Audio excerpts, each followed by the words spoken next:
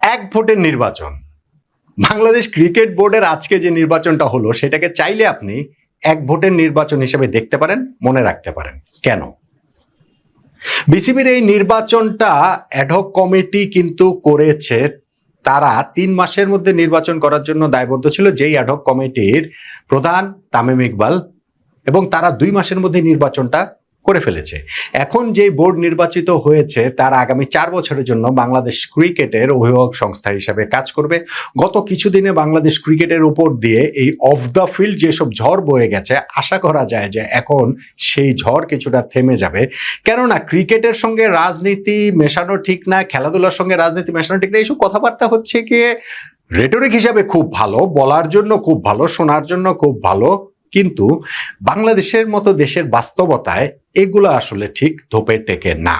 ফলে এই যে নির্বাচনটা হলো বাংলাদেশ ক্রিকেট বোর্ডের, সেই নির্বাচনটা হওয়ার পরে আমাদের ক্রিকেটের মাঠের বাইরের এই অবস্থাটা কিছুটা স্থিতিশীল হবে, সেই প্রত্যাশা আমরা করতেই পারি।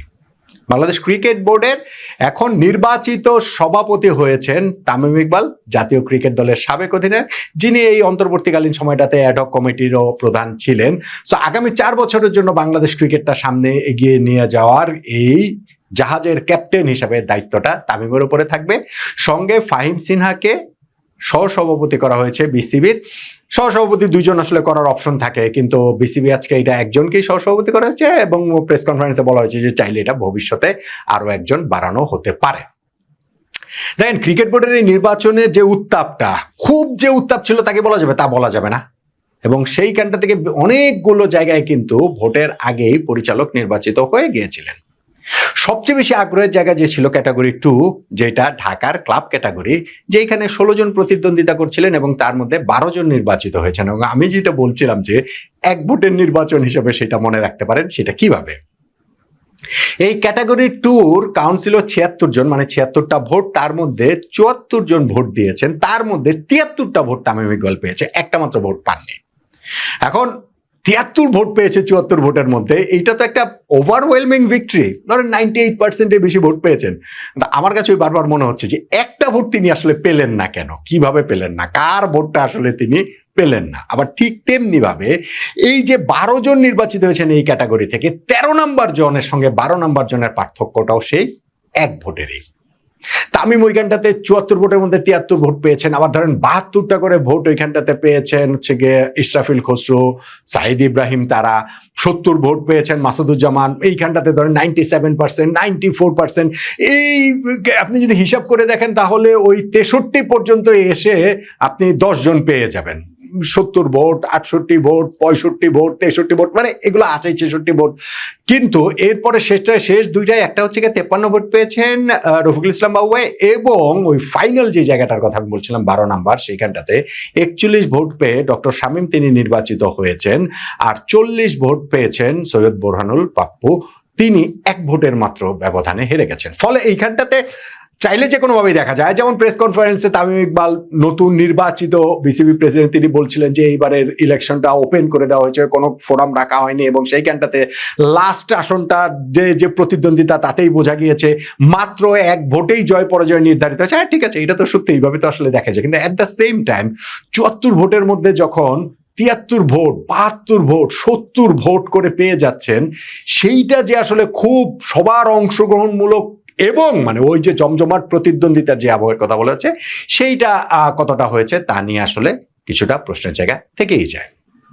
তবে আমার কাছে মনে হচ্ছে বাংলাদেশ ক্রিকেটের এখন আসলে সেটেল হওয়ার সময়। অনেক তো হলো, অনেক কিছু হলো না?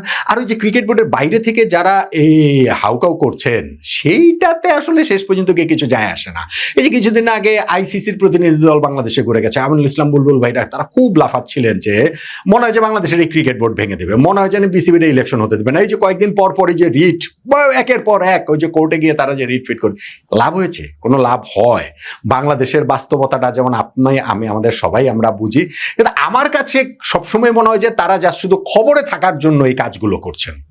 যারা বাংলাদেশ ক্রিকেট বোর্ড থেকে বিতাড়িত, তারা আসলে সত্যিকার অর্থে খবরে থাকার জন্য, এবং আমিনুল ইসলাম বুলবুল ভাই তিনি তো অস্ট্রেলিয়ায় বসে করছেন, এইখানেও তার কিছু লোকজন আছে সেট করা, তারা বিভিন্ন জায়গায় গিয়ে এরকম কথাবার্তা বলে বাজারটা আর কি একটু গরম রাখছেন। গরম রাখার সময় তো শেষ, ক্রিকেট বোর্ডে তো নির্বাচন হয়ে গেছে, সেই নির্বাচনে তো আপনারা অংশই নিতে পারেন নাই, এবং তারপরে যে আগামী 4 বছরের যে নির্বাচিত কমিটি, সেই কমিটি ভেঙে দিয়ে আপনারা চলে আসবেন, বাংলাদেশ ক্রিকেট বোর্ডের দায়িত্ব নিয়ে নেবেন, হবে না, কিন্তু এটা হবার নয়। আমি যেমন যেই তারা নির্বাচনটা করেছিল বাংলাদেশ ক্রিকেট বোর্ড, যেখানটাতে আমিনুল ইসলাম বুলবুল ভাই বোর্ড প্রেসিডেন্ট হয়েছিলেন, সেই ভীষণ প্রশ্নবিদ্ধ নির্বাচনের পর কিন্তু আমি বারবারই বলেছিলাম যে ন্যাশনাল ইলেকশনের সাথে এটার একটা সম্পর্ক রয়েছে, এবং ন্যাশনাল ইলেকশনে তারা যাদের মদতপুষ্ট তা সেই ক্ষেত্রে যদি হয়, সেই দল যদি ক্ষমতায় আসতে না পারে, তাহলে এই বোর্ড থাকবে না, এই বোর্ড আসলে ভেঙে যাবে। এই বোর্ড ভেঙে গেছে, সেই বোর্ড বুলবুল ভাইয়ের ভেঙে গিয়েছে, এবং এখনকার যেই বোর্ডটা, সেইখানটা তো পলিটিক্যাল ইনফ্লুয়েন্স হচ্ছে প্রবল ভাবেই রয়েছে, প্রবল ভাবে, এটা অস্বীকার করার কোনো উপায় নেই।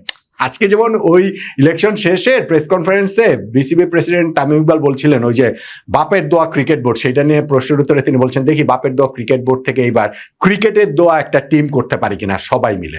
সো আমার কাছে মনে হয় যে বাংলাদেশের মতো দেশে পলিটিক্যাল ইনফ্লুয়েন্সের বাইরে, যে বাংলাদেশে কবে কোথায় কোন জায়গাটাতে, এবং ক্রিকেট বোর্ডের মতো এরকম একটা ক্রিম জায়গায় সেই জিনিসটা থাকবে না, এটা হতেই পারে না, এটা আসলে হয় না।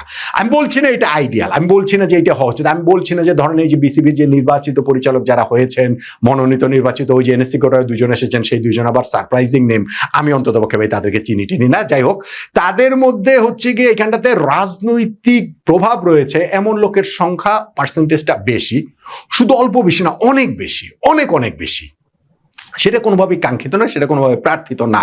কিন্তু আমার মনে হয় যে বাংলাদেশ ক্রিকেটকে তামিম ইকবালের যে তার এই ক্যাপ্টেন্সিতে প্রশাসক হিসেবে, ক্রিকেট প্রশাসক হিসেবে ক্রিকেট বোর্ডে থেকে তিনি আমাদের ক্রিকেটটাকে যদি আরেকটা লেভেলে নিয়ে যেতে হয়, তিনি যেটা বলছিলেন ওই যে ওই এইচপি এক্সিলেন্স সেন্টার যিনি একটা করবেন, আরো অনেক তার পরিকল্পনা রয়েছে, সেটা হয়তো বা সামনে আরো অনেক ভালোভাবে যেটা জানতে পারবো।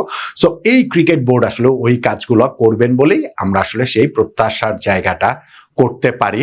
1 ভোটে তামিম ইকবালকে কে দিল না, কিংবা ওই যে 2 ভোট সাইদ ইব্রাহিম কিংবা ওই যে ইসরাফিল খসরুকে কে দিল না, কিংবা 4 ভোট মাসুদুজ্জামানকে কে দিল না, এগুলা জাস্ট শুধু হচ্ছে বলার জন্যই বলছি। কিন্তু এন্ড অফ দ্য ডে গিয়ে যারা নির্বাচিত হয়েছেন এই ইলেকশন প্রক্রিয়ার মাধ্যমে, সেটাতে আইসিসির কাছ থেকে বাংলাদেশের ক্রিকেট কোনো সময় থ্রেটের মুখে ছিল না, সামান্যতমও ছিল না, এবং এইটা নিয়ে যারা মানে ছিলই না ভাই, এটা ছিলই না, এটা খালি বলার কোনো কিছু নেই। এখনো সামনেও সেই জিনিসটা থাকবে না। সো এখন বাংলাদেশ ক্রিকেটটার এই মাঠের বাইরের এই জিনিসগুলো থেকে একটু সেটেল ডাউন করে আমাদের মাঠের ক্রিকেট, আমাদের ক্রিকেটের উন্নতি, আমাদের লং টার্ম ভিশন, সেই জায়গাগুলোতেই তামিম ইকবালের নেতৃত্বাধীন এই ক্রিকেট বোর্ড মনোযোগ দেবে, সেই প্রত্যাশাটা তো আমরা করতেই পারি না? বলেন তো দেখি।